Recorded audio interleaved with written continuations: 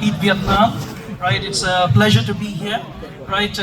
Looking into, like just the opening speech earlier, Quinn was saying that this was really hard to pull off, and actually do not know why we do this, right? Actually, I questioned her, maybe like just last 2 years ago at DEF CON actually, right? Why are you really doing this? Right? This is something really difficult to pull off, especially in Asia, to make people believe that you should also spread awareness in this region. It's really tough. So kudos to Quinn and the team to actually really putting this up on this beautiful day. And also kudos to the guy who put up this panel. I could not ask for better panelists to be with me today here this morning. Right? But before we get started, I just want our panelists to quickly maybe like go through about your project, what layer 2s that they're developing, and also a bit of introduction of yourselves. Yeah, we can start with you. GM everyone, my name is Elton. I'm the DevRel for Demo Cloud, which is the DevRel arm of Polygon Labs. I've been in the space since 2019. I'm a full stack engineer. Love Ethereum ecosystem. But yeah, happy to be here to share more about layer 2s. Awesome. GM everyone, my name is Emmanuel. I take care of growth at Linea. Linea is a zk EVM type of rollups, so it's basically a way to scale Ethereum in our opinion, the best and most correct way to scale it. Linea is a rollup is a network basically that has been bootstrapped by Consensus, which is a company that has several products in the crypto infra in the crypto space. I'm very happy to be here with these guys as well, so thanks for moderating, man. As you can see from my head, I love Vietnam, so super happy even more to be here. Awesome. Hey guys, Gabriel here. I'm currently leading DeFi growth at Mantle. So Mantle is a Ethereum layer 2 hyperscalable chain where we essentially want to support builders and early stage teams to create like a paradise for Ethereum and DeFi products and like every other vertical as well. We have very close ties to like Bybit Exchange and our main sponsor. We're also one of the largest DAO treasuries in the world, where we are able to support many initiatives and essentially take Ethereum scalability to the next level. And yeah, great to be here and great to meet my fellow panelists. Awesome. Thanks for the introductions. I think most of your projects would not need one because anybody who's been in crypto would have heard of you guys, but I might need one, right? So basically, been 12 years in crypto, got in really early, maybe a bit too early, right? When altcoins were just getting started, and my entrance to blockchain was very exciting. I think something very similar to what Vitalik was talking about in his panel earlier.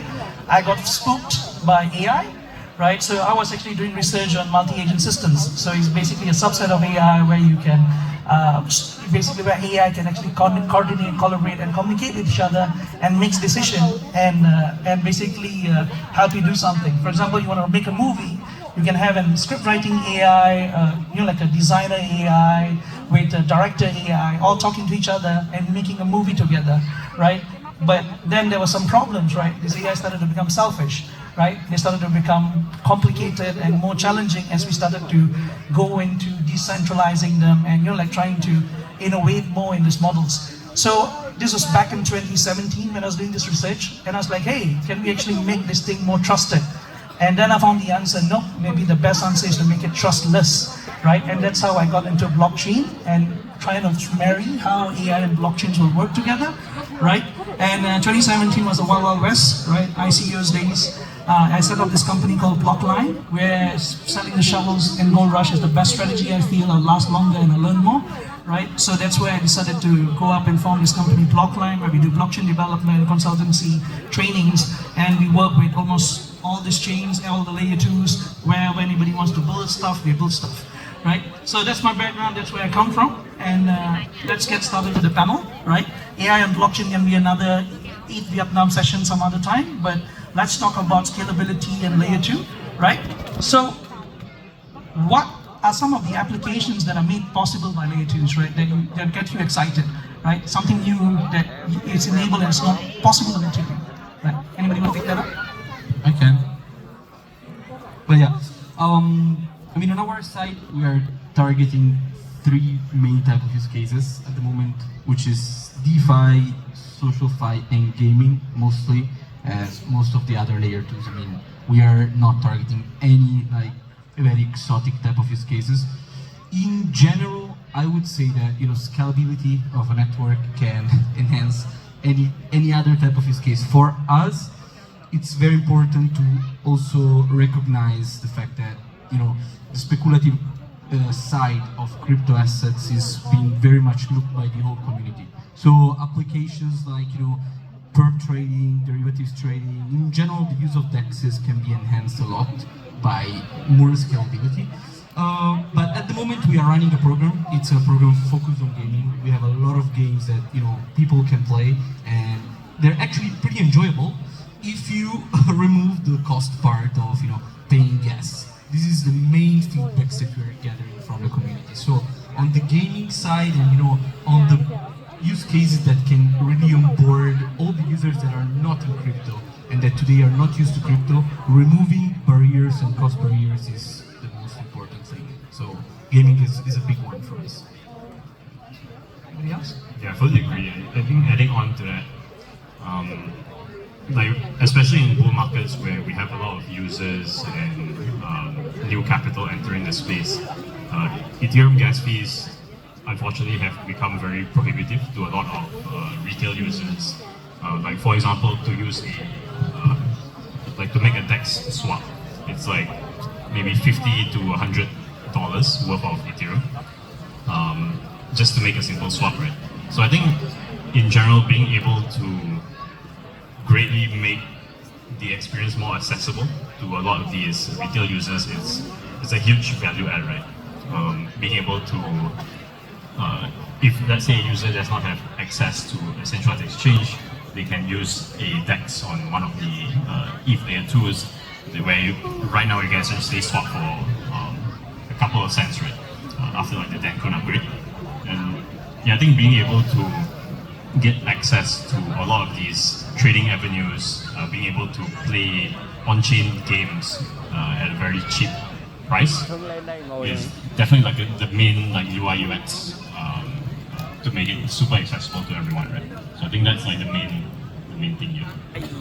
Yeah, if I were to just jump in, I resonate with both Gabriel and Menno's views. Like the reason why L2s is so important is because there's a need for scalability, there's a need for like high throughput, low gas fees, and layer 2s have relatively low gas fees when compared to Ethereum, but it may not be low enough, and it may not be low enough for highly computationally intensive applications or use cases like gaming, like what Emmanuel said. So since 3 days ago with the Dencun upgrade, it brought the fees down 10 times lower. So I think Linear has already adopted it, Polygon has not, but very excited to see more use cases being more prevalent with this lower of gas fees, like AI being one of them. Yeah, well, I was playing a game the other day, one of the games on Linear, and honestly, it was a pretty enjoyable game. And it's not really easy to find them, right? Because most of on-chain games have, I wouldn't say bad UXs, but still to improve, because they are more focused on the technological part, right, rather than the gaming part. So I played this game, super enjoyable, super focused on math, and then to post the ZK proofs of this game, it was asking me to pay several dollars in fees, which is fine for me, right? I get the point. But I mean, I don't imagine somebody playing games on their phone, and be like, okay, I'm gonna pay $5 because I want a ZK proof of my score, right?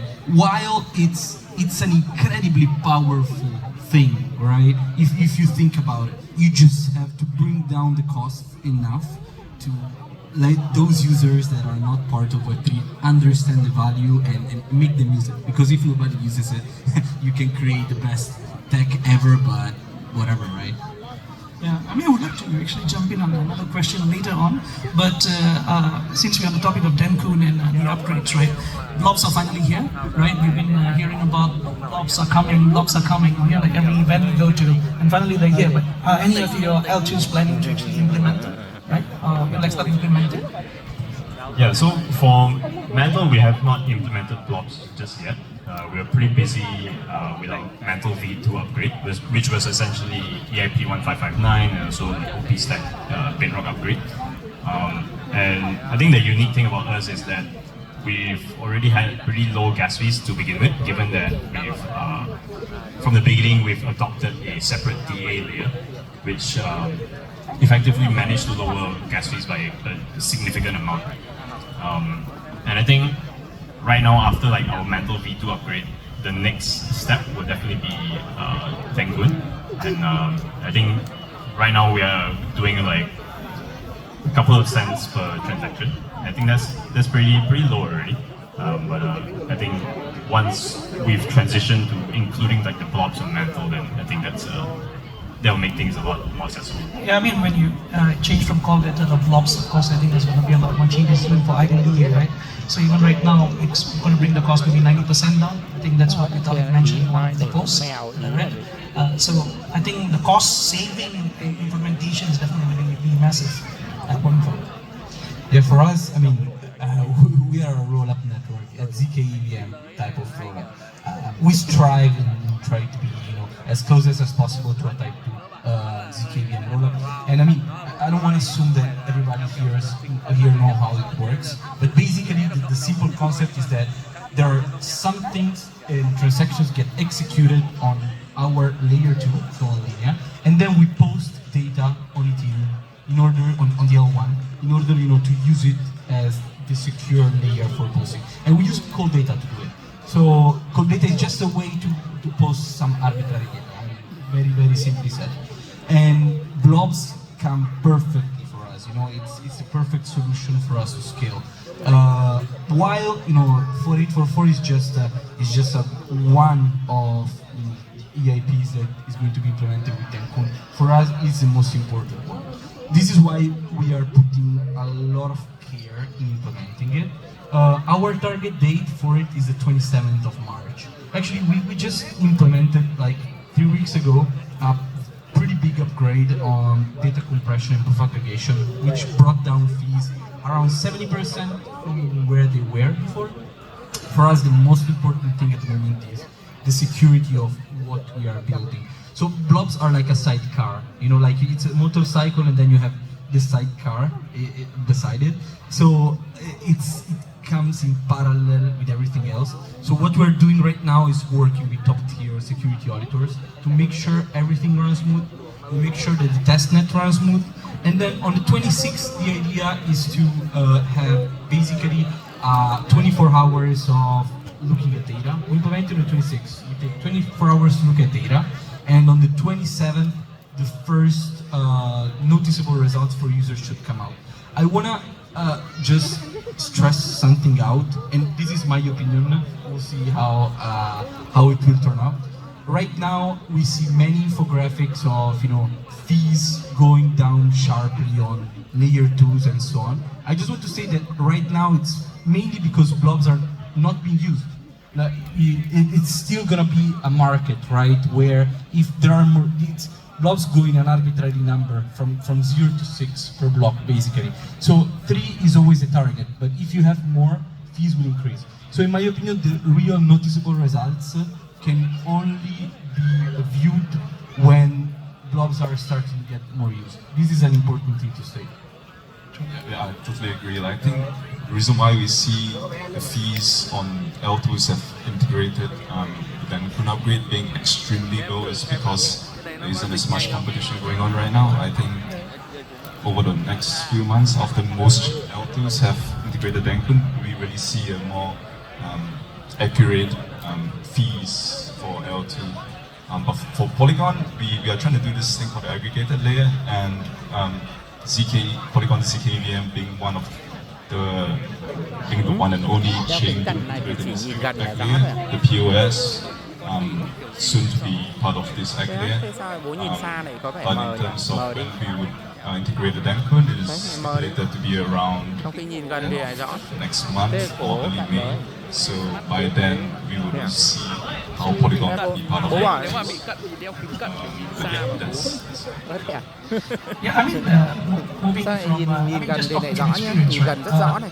When I first started using Matic, luôn. you know, like it was Nhưng mà basically nhìn, $2 to đấy, $3 tỏ ra thì mờ. per transactions, right? Compared Nhưng to mà nhìn xa Ethereum, thì $30 lại, to $40 at a time. Cắt Today, đeo để đọc Ethereum sách. is like $120 Để đọc to sách thôi. $150 per transaction, right? Polygon is $20 per transactions, right? Or 25, right? So nhiều the khi gas nó fees lại has hiện ở đây này. definitely gone on because the cost of settling it has also got higher, Nó right? không kịp So đọc per hoặc là- transaction, actually, the cost has got much higher. So Dancon is definitely going to provide some relief, but I think in terms of scaling, there's going to be a lot more changes and upgrades needed in the future to actually bring around more effective use of the capital, Đeo and vào more tai effective ấy, xong rồi ways of nó- doing transactions and scaling. Right? Yeah, so, but we can go on and on about this. I'm a sucker who would like to go into worker trees Đeo vào là and mới nghe được. like statelessness and all the other stuff, but I worry that we lose our audience halfway around, right? Because we'll keep this discussion most likely for DEF CON and DEF CONNECT. But today, I mean, just coming back to one of the conversation earlier about gaming, right? It actually got me thought that is gas models the best model for us to go through? Yes, it helps us with DDoS attacks, it helps us to incentivize the people who runs it, but it also is a barrier of entry, a lot of new people from coming in, right? It might help you stabilize the network, but then the Web 2 world is used to not paying for stuff, right? Downloading a free game and playing, right? So is gas model the way to go, or maybe we can look into more gasless options like delegated gases or reverse gas models, right? Is any of you considering things like that, or even considering pushing updates like that within ERC into Ethereum or something? Right? Không biết I được. want to just jump in like Nhưng mà mắt bố nó hơi bị nhịn kém. on-chain gaming first started, people think like it's so cool, and then like they thought it has to be fully decentralized, but they lack the most important element, which is right in front of them, which is the user experience. And if you don't have the proper user experience, you have a good user experience, you kind of lose them Không nhìn xa thì mờ first đi. start. So that's why you mentioned about gases transactions. When users don't need to pay anything, they'll be more likely to use it. Just like how Emmanuel said, like, oh, you have to pay $3 for something. Maybe yes, but better if don't. So people don't really want to pay. So I think it's a balance between both an experience and security, because when you introduce great user experience, you're in a technical lens also introducing some way of vulnerabilities in the system that hackers or bad actors in the space may take the opportunity to exploit. So I think this is also something Đeo to vào nhìn xa thì take bị note of mờ, when nhìn gần building để rõ. gaming applications. Just to chime in another point on that Có as nghĩa là well, của người già consider, đúng không? I mean, between having two games, like let's say a game on the Web2 space, which is free to play, it's fun, right? And a game on the Web3 space, right? Where you have to pay to play, right? Maybe like every transaction you're paying something, right? So you're paying a small amount, and then you need to set up a wallet, and the whole tedious process of onboarding, right? But it's just the idea of fun to play. What makes it fun, right? You really suck up the fun out of it, right? By actually making the onboarding a much difficult process, right? But at the same time, for example, if let's say you want to incentivize them to play, right? Now it becomes game fun, right? Now you have to look into a model of incentive models, right? It's no longer about the game, it's about the incentive, right? So you lose the fun of the game element or making the right game in the ecosystem. It's more about the incentive model. So that's where maybe, as we say, like approach of setting up a gas to save the network when we were looking into coins and those altcoins days is, like it works. But today when we're building kind of a supercomputer of applications, it started to become a problem, right? In terms of scaling. So just to give another point, you guys have anything to put in the discussion? Yeah, I think ultimately why people want to play a game is because that it's fun, right?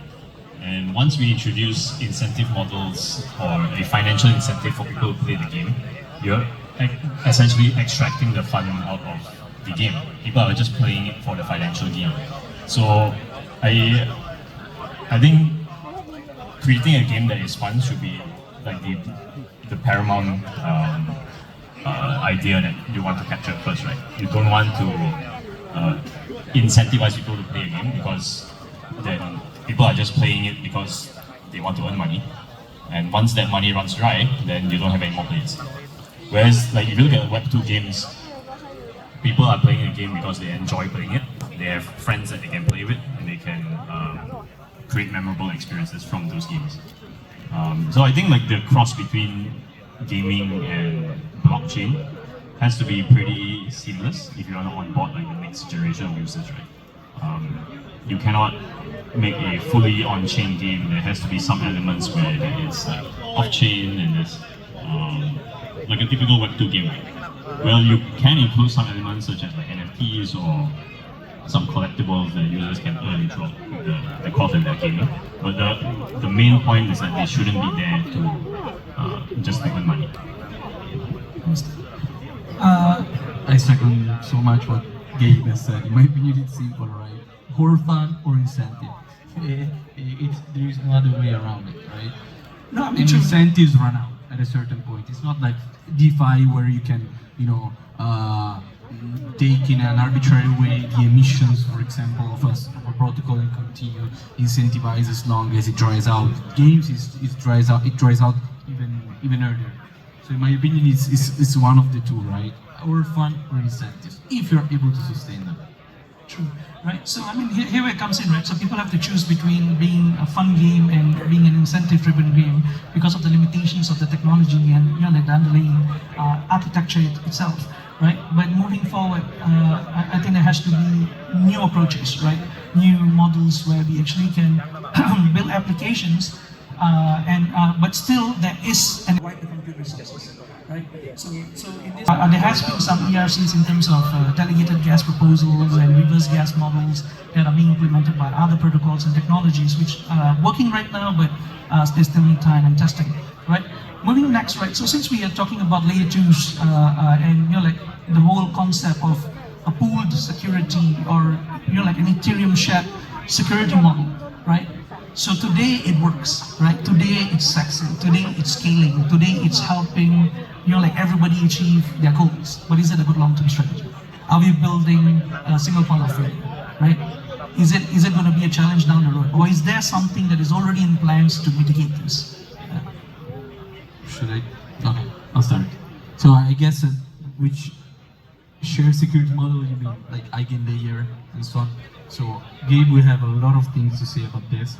I want to say something. After all, if you think about it, these shared security models, first of all, I mean, are super cool. Restaking is amazing. We just got Renzo on board, which is one of the few providers of restaking that is available today. So for us, it's a big win. I want to say that it's leverage on top of leverage in some way, any type of restaking that you engage into. So what I'm really focused on at the moment is the risk frameworks that are around it. Attributable security is the most important thing. For us, also native restaking, because what we provide with Renzo, and thanks to Connex, is native restaking. So we provide a collateral basically that you can use all around, right? Data availability, Oracle services, even decentralized sequencers, if you may. But yeah, Gabe, I think here it's really nice also to get your opinion. Yeah, I think if, like by nature of us running or working in like operating a layer 2 ecosystem, we indirectly or directly are in support of like the shared security models, right, that Ethereum uses. And I think like the bigger question, or how this adds more risk as we move into like more towards like the rise of the eigenlayer coming out, bringing in the concept of restaking, right? Essentially allowing users to restake their ETH to secure protocols or any kind of network within like the ecosystem. Whether that adds more risks on top of what we've already had is still a big question mark, I think, for most of the ecosystem. We see people building layers upon layers of this stuff, right? Like, so you have like ETH staking, which is like the first layer, and then you have like restaking through EigenLayer, and then you have like liquid restake tokens, and then you keep going down further and further the rabbit hole. So whether that this brings a lot more compounding risk in the event of like maybe a black swan event that could potentially blow everything up, or we have like a cascading event. I think we can try our best to mitigate it, but it's still pretty much like a question mark in everyone's minds. Everyone's still trying to speculate on top of this. Attributable security. Attributable security. Yeah, I mean, in this case of collective security, do you want to share something? Yeah. I just want to chime in. I think they said pretty much most of the things. I think we are talking about economic security when we talk about the shared layer that you're talking. So for those who aren't familiar, I think if you want to perform like a 51% attack, you need like 28 million ETH. It's like maybe as of today, maybe $100 billion, which is a lot of money if you really want to attack. And you also need validator nodes. So everybody wants to utilize Ethereum's huge ass, sorry for the language, but the security layer.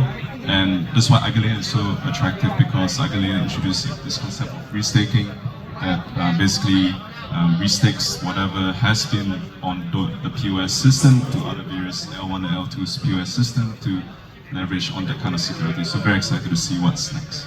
Okay, we are actually about end of time already, but just to to conclude at the point. So if there's a black swan event, right, there's a bunch of bad actors that goes up onto the network, and basically something goes wrong, right? So today Ethereum as a platform, right, it would be able to maybe mitigate like some of those risks, right? But when you talk about Ethereum as an ecosystem and Ethereum's collaborative ecosystem, right? So you will have like so many people staking and restaking and restaking and restaking. There might be so much more risk involved. If you have like some bunch of bad actors that goes in, it can cause an ecosystem, like a wide crisis instead of a platform-wide crisis. So if you look at it from a point of security, there is a potential risk that we have to mitigate. But at this point of view, at this particular time, the technology is still mature, right? There is a lot more room to grow and secure, right? It's the best step forward, and we're hoping for more updates, more talks, more dialogues, and in terms of building a more safer future ecosystem together, right? So with that, I think we will conclude this panel, and thank you very much to the panelists. Right? Thank you very much to Ethereum, ETH Vietnam to actually have us here today. Any final words? I love Vietnam. Just kidding. Thanks to everybody that came here to listen to us. Super important. And thanks for moderating and for my fellow panelists. Thank you. Thank you, everyone. Thank you. Thank you so much. Thank all the speakers for your sharing this morning. And right now we will take a 30 minutes lunch break. All the guests who have F&B card will move to the outside area, follow the staff instruction. The food and drink was prepared for you. Those without F&B cards, you can use the lunch service of the restaurant within the event grounds. And hope you enjoy the lunch, and see you at 1 p.m. with insightful discussion of Ms. Laura, Head of International Expansion, with the topic developing the gaming ecosystem for a layer 2.